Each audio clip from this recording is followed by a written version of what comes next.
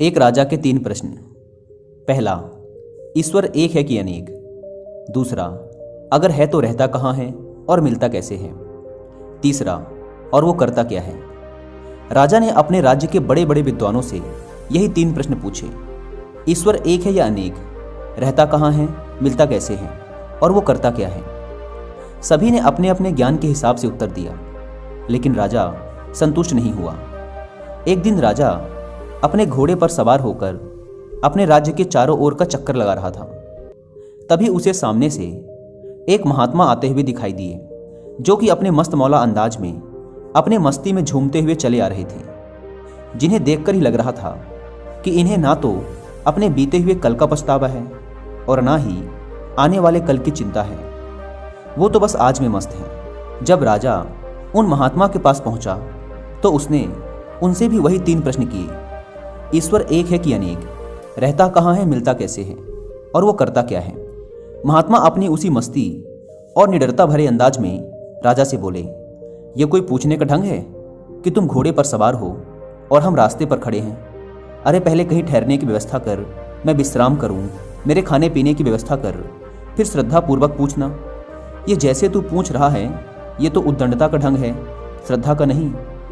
राजा समझ गया कि यह महात्मा वैसे नहीं है। पास ही राजा का एक बगीचा था। हाथ जोड़कर महात्मा को वहां ले गया। उस बगीचे में राजा के लिए एक छोटी सी कुटिया थी, जिसमें सारी व्यवस्था थी। महात्मा जी को उसी में ठहरा दिया। अब सारी व्यवस्था हो गई। महात्मा जी ने विश्राम भी कर लिया था। 2 दिन बाद राजा फिर से महात्मा जी के पास आया और बोला, महाराज, मेरे प्रश्नों के उत्तर। महात्मा बोले कि अकेले में सुनना चाहते हो या सबके सामने। राजा ने कहा कि अगर सबके बीच में हो जाए तो और भी अच्छा, सब समझ लेंगे। हाँ, तो फिर सबको इकट्ठा कर लो। महात्मा बोले, महाराज, अब 1-2 दिन में तो मेरे सारे रिश्तेदार और मित्र राज्यों के राजा इकट्ठे नहीं हो पाएंगे। उसमें काफ़ी समय लगेगा। हम सूचना देंगे, तब सब धीरे धीरे इकट्ठे होंगे। महात्मा बोले, तो हमें भी कोई जल्दी नहीं है, आराम से इकट्ठा कर लो सबको। जब सभी इकट्ठा हो जाएं, तब हम उत्तर दे देंगे। लेकिन हमारे पास अब रोज रोज परेशान करने मत आना। जिस दिन सभी लोग इकट्ठा हो जाएं, उसी दिन आना। अब हम आराम से रहेंगे। राजा वहां से चला जाता है। राजा और उसके मंत्रियों ने मिलकर 1 महीने बाद का एक दिन निश्चित किया कि इसी दिन सारे लोग सभा में इकट्ठे होंगे और महात्मा सबके सामने प्रश्नों का उत्तर देंगे। राजा ने महात्मा के पास आना बंद कर दिया। महात्मा अपना बगीचे में भगवान का ध्यान करें, पूजा पाठ करें, मस्ती से रहें, आत्मचिंतन करें और मस्त खाई पिए। सुबह शाम वे बगीचे के आसपास घूमने जाते। वहीं पास के खेत में एक किसान काम करता था। महात्मा घूमने जाते तो सुबह शाम मिल जाता। धीरे धीरे किसान की महात्मा से दोस्ती हो गई। महात्मा ने किसान से कहा, अगर हमें कभी तुम्हारे सहायता की जरूरत पड़ेगी तो तुम हमारी बात मानोगे ना। किसान ने कहा, जी महाराज। अब सिर्फ 3 दिन बचे थे उस तारीख को आने में जिस दिन महात्मा को दरबार में जाकर सारे प्रश्नों के उत्तर देने थे। तो महात्मा ने किसान से कहा, अब हमारे पास एक बहुत जरूरी काम है तुम्हारे लिए, कल बता देंगे। अब अगले दिन जब महात्मा किसान से मिले तो किसान ने कहा, बताइए महाराज, क्या काम था। महात्मा जी ने कहा, कल बता देंगे। किसान ने कहा, ठीक है महाराज। जब एक दिन शेष रह गया तो महात्मा जी ने किसान से कहा कि तुम महात्मा बन जाओ। किसान बोला, अरे महाराज, हमारा परिवार, घर बार, बीवी बच्चे, ऐसे कैसे महात्मा। महात्मा बोले, महात्मा होने के लिए नहीं कह रहे, महात्मा बनने के लिए कह रहे हैं। महात्मा होना कठिन है, बनने में क्या तकलीफ है। किसान बोला, अरे महाराज। महात्मा बोले, सिर्फ 1 दिन के लिए बन जाओ। किसान बोला, ठीक है महाराज, सिर मुड़ा लेते हैं, आपकी तरह कपड़े पहन लेते हैं। महात्मा बोले, एक शर्त और। किसान बोला, क्या महाराज। अपने कपड़े हमें दे दो, हम किसान बनेंगे और तुम महात्मा। अच्छा महाराज, ये लो। अब किसान बन गया महात्मा और महात्मा बन गए किसान। बड़ी बड़ी दाढ़ी, बड़े बड़े बाल लगा लिए और किसान के कपड़े पहने महात्मा के सामने हाथ जोड़े। महात्मा बोले, डरना नहीं, राजा के सामने चलना है। किसान बोला, फिर महाराज। महात्मा बोले, राजा पूजा करेगा, आरती करेगा, प्रणाम करेगा, पर तुम डरना नहीं। किसान बोला, महाराज ये सब तो ठीक है, लेकिन राजा साहब जब प्रश्न करेंगे सिंहासन पर बिठा के, तब। महात्मा बोले, हम तो साथ में हैं ना, जब राजा प्रश्न करे तो कह देना, ऐसे प्रश्नों के जवाब तो हमारा घास छीलने वाला किसान ही दे देगा। फिर हम दे देंगे जवाब। हाँ, ये ठीक है, किसान बोला। लेकिन दोस्तों, उससे पहले कि कहानी में आगे बढ़े, अगर आप भी बुक्स पढ़ने के शौकीन हैं, फिर चाहे वो सेल्फ हेल्प बुक्स हों, मोटिवेशनल बुक्स हों, कोई नॉवेल हो या फिर वो कहानियों की ही बुक्स क्यों ना हो, लेकिन अगर आप उन्हें पढ़ नहीं पाते हैं, अब इसके मोटे मोटे 2 कारण होते हैं। पहला, आपके पास इतना टाइम नहीं है कि आप इन सारी बुक्स को बैठकर पढ़ सकें, और दूसरा कि कुछ लोग इतनी सारी बुक्स को खरीदने के लिए इतने पैसे नहीं खर्च करना चाहते या फिर अफोर्ड ही नहीं कर पाते। और हमारी इन दोनों ही प्रॉब्लम को सॉल्व करता है कुकू एफएम। हमें ऐसे हजारों बुक्स की ऑडियो बुक प्रोवाइड करके, वो भी सिर्फ एक ही बुक की कीमत पर, यानी कि सिर्फ 199 रुपीज़ में आप पूरे 1 साल तक अलग अलग फील्ड के ऐसे हजारों बुक्स की ऑडियो बुक सुन सकते हैं, वो भी किसी भी काम को करते हुए और इंडिया की किसी भी लैंग्वेज में। अगर कुकू एफएम की बात करें तो यह इंडिया का लीडिंग ऑडियो बुक प्लेटफॉर्म है, जो कि बहुत ही अच्छी क्वालिटी में और हर भाषा में आपको ऑडियो बुक प्रोवाइड करता है। मैं आजकल कुकू एफएम पर एक बुक की ऑडियो बुक सुन रहा हूं, जिसका नाम है मेकिंग लाइफ अ मास्टरपीस। आप चाहें तो आप भी सुन सकते हैं, बहुत ही अच्छी ऑडियो बुक है। दोस्तों, वैसे तो कुकू एफएम के पूरे 1 साल का सब्सक्रिप्शन 399 रुपीज़ का है, लेकिन इस Valentine day week Kuku FM लाया है अपने सारे लिसनर्स के लिए 50% का डिस्काउंट। इस 50% डिस्काउंट के लिए आपको डिस्क्रिप्शन एंड पिन्ड कमेंट पर दी गई लिंक से कुकू एफएम ऐप को डाउनलोड करके उसमें कूपन कोड SELFLOVE50 यूज़ करना होगा, और आपके 1 ईयर सब्सक्रिप्शन का प्राइस घटकर हो जाएगा सीधे 199 रुपीज़। लेकिन ये 50% डिस्काउंट वाला ऑफर सिर्फ 15 फरवरी यानी आज रात 12 बजे तक ही वैलिड है। इसलिए दोस्तों, देर ना करें, link description and pinned comment पर दी गई है। ऐप को डाउनलोड कर SELFLOVE50 कूपन कोड का फायदा उठाएं। आइए अपनी कहानी पर वापस लौटते हैं। अब वे दोनों राजा के दरबार में गए। अब वेशभूषा से तो वो किसान महात्मा दिखे, लेकिन चाल ढाल से तो वो किसान के भेष में महात्मा ही महात्मा मालूम पड़े। अब राजा को संदेह हो, लेकिन क्या करे भरी सभा में। आरती की, पूजा की, ऊंचे सिंहासन में बिठाया। महात्मा के भेष में जो किसान था वो ऊंचे सिंहासन पर बैठा, और किसान के भेष में जो महात्मा थे वे नीचे जमीन पर बैठे। दरबार शुरू हुआ। राजा ने हाथ जोड़कर कहा, महाराज, हमारे 3 प्रश्न थे, आपने कहा था उत्तर देंगे। हाँ बोलो, महात्मा के भेष में किसान ने कहा। पहला प्रश्न, ईश्वर एक है कि अनेक? दूसरा प्रश्न, वो रहता कहाँ है और मिलता कैसे है? तीसरा प्रश्न, वो करता क्या है? महात्मा के भेष में जो किसान था उसे तो पहले से ही पता था कि क्या कहना है।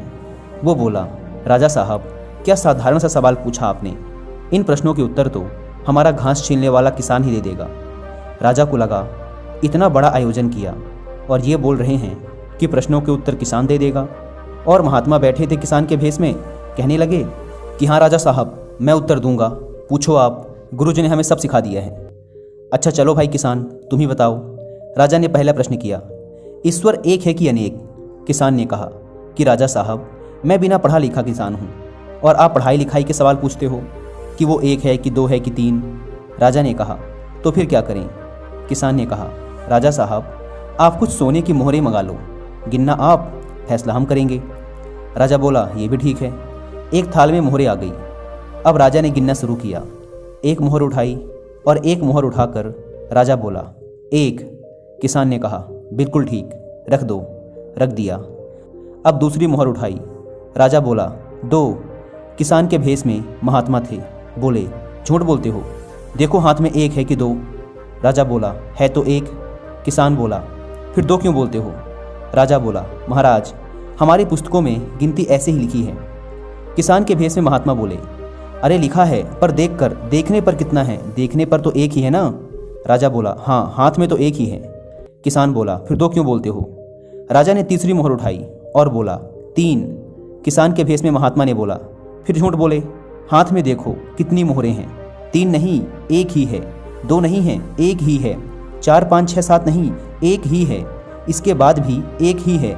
लेकिन दूसरी बार जब वो 1 ही किसी दूसरे के अनुभव में आया तो उसने उसका दूसरा नाम रख दिया और वो 2 हो गया।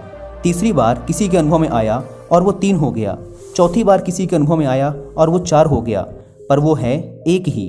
बस अपने अपने अनुभव के हिसाब से उसके नाम रख दिए गए।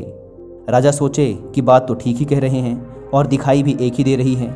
हम चाहे 2 कहें चाहे 3 कहें, है तो 1 ही। और महात्मा बोले, जरा 1 के पहले गिनो, 1 के पहले तो 0 है। तो बोले कि 1 के पहले भी 1 है और 1 के बाद भी 1 ही है और बीच में भी 1 ही है। इसी तरह परमात्मा 1 ही है, पर जब दूसरी बार किसी को मिला तो 2 हो गया। तीसरी बार किसी को मिला तो 3 हो गया, चौथी बार किसी को मिला तो 4 हो गया। पर वो एक है, एक है, एक है। एक के पहले भी एक ही है, एक के बाद भी एक ही है और बीच में भी एक ही है। राजा ने तो हाथ जोड़ दिए कि महाराज, ऐसा समाधान नहीं मिला। ना कोई चौपाई, ना दोहा, ना श्लोक, ना कोई ग्रंथ, किसी का प्रमाण नहीं। और गिनने की बात भी सही है, हम देखते हैं तो एक ही दिखता है। ये 2 3 4 तो हमें सिखा दिया गया है, पढ़ा दिया गया है। अगर ये सीखी हुई, पढ़ाई हुई छोड़कर देखें तो यह एक ही है।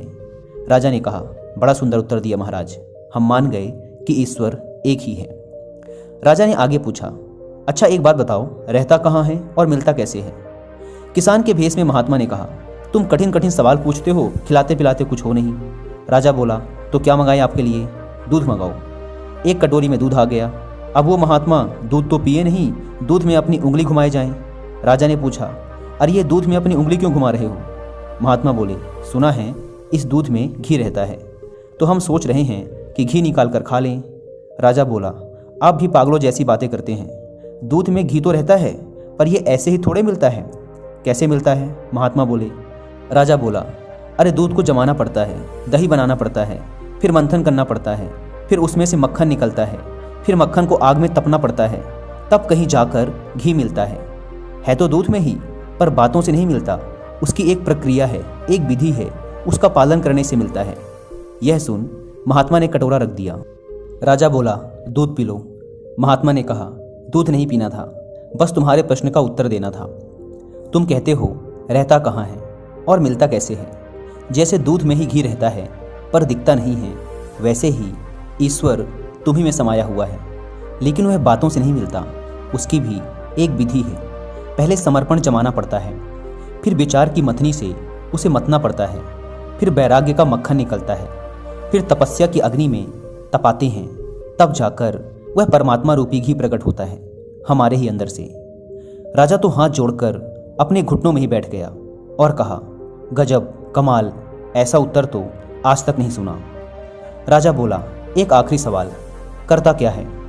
महात्मा बोले, तुम सवाल पूछ रहे हो और हम उत्तर दे रहे हैं, तो बताओ कि तुम हमारे गुरु हुए या कि हम तुम्हारे? राजा बोला, गुरु तो आप ही हैं। महात्मा बोले, फिर ये कोई ढंग है कि तुम सिंहासन पर राजा बने बैठे रहो और हम नीचे बैठे रहें? राजा बोला, फिर? किसान के भेष में महात्मा बोले, उतरो नीचे। राजा नीचे उतरा और किसान के भेष में महात्मा जाकर सिंहासन में बैठ गए।